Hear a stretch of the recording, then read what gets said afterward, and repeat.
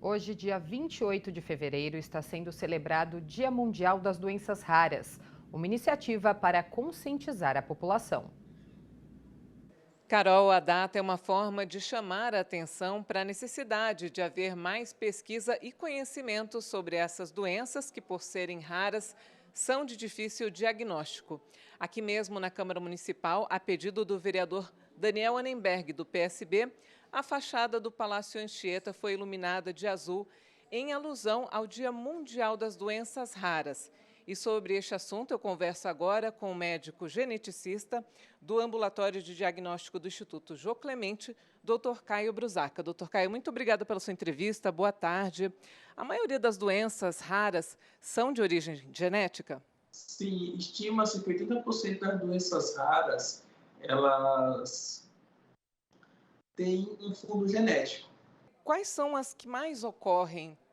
As doenças raras mais comuns, sem sombra de dúvidas, a mais comum de todas é a doença chamada neurofibromatose tipo 1, que é uma genodermatose. Além dela, tem a síndrome de Marfan e outras síndromes genéticas, como a síndrome de Prader-Willi, síndrome de Angelman, que isoladamente elas têm uma frequência muito baixa. Tanto é que entra no conceito de doença rara, que é aquela que acomete menos de 1 para 2 mil pessoas. Mas, no montante, estima-se entre 6 a 8 mil doenças raras. O teste do pezinho, ele pode detectar as doenças raras? O teste do pezinho básico, que ele é oferecido para toda criança nascida aqui no Brasil, ela avalia 6 doenças. Dessas 6, 5 são doenças raras, que entra a fenilcetonúria, a fibrose cística, a deficiência da biotinidase, a deficiência da metilhidroxilase, que é a hiperplasia adrenal congênita, e, por fim, também as doenças relacionadas a hemoglobinopatias, que é anemia falciforme e talassemia. Essas 5 doenças são consideradas doenças raras. O hipotireoidismo congênito não, que é uma condição que está relacionada à tireoide, mas dessas 6 doenças do teste pezinho básico, 5 são doenças raras. Se a gente pensar no teste pezinho ampliado, onde a gente tem em torno de 50 a 60 doenças, estas todas são consideradas doenças raras por conta de sua frequência. E qual a importância desse diagnóstico antecipado? A partir do momento que a gente fecha o diagnóstico o mais precoce possível de uma doença rara, por exemplo, de uma doença do teste do pezinho, a gente já começa a instituir o tratamento logo em seguida. Apesar de muitas doenças raras não ter um tratamento específico, ou seja, um remédio específico, existem aquelas que existe sim um remédio, existe sim uma mudança de dieta, que se não instituída o quanto antes, pode levar a lesões irreversíveis no bebê.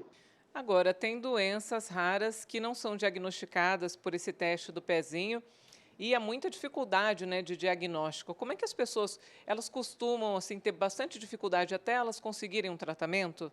Estima-se que o tempo médio de diagnóstico de uma doença rara, tirando as doenças do teste pezinho, é em torno de 5 a 7 anos. Ou seja, aquela criança ou mesmo adulto, adolescente que tem uma doença que não é muito comum, ela frequenta vários especialistas, neurologista, até mesmo cardiologista, psiquiatra, até chegar no médico geneticista para tentar fechar um diagnóstico. E esse diagnóstico, por mais tardio que seja,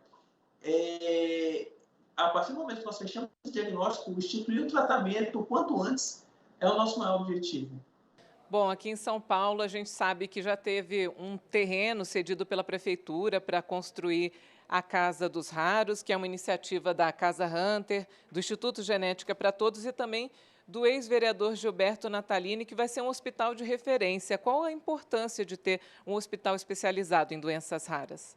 Nosso maior ganho com a Casa dos Raros é ter um local onde aquele paciente que, via de regra, ele fica, entre aspas, pingando em vários especialistas, já tem um local onde vai ter todas as especialidades.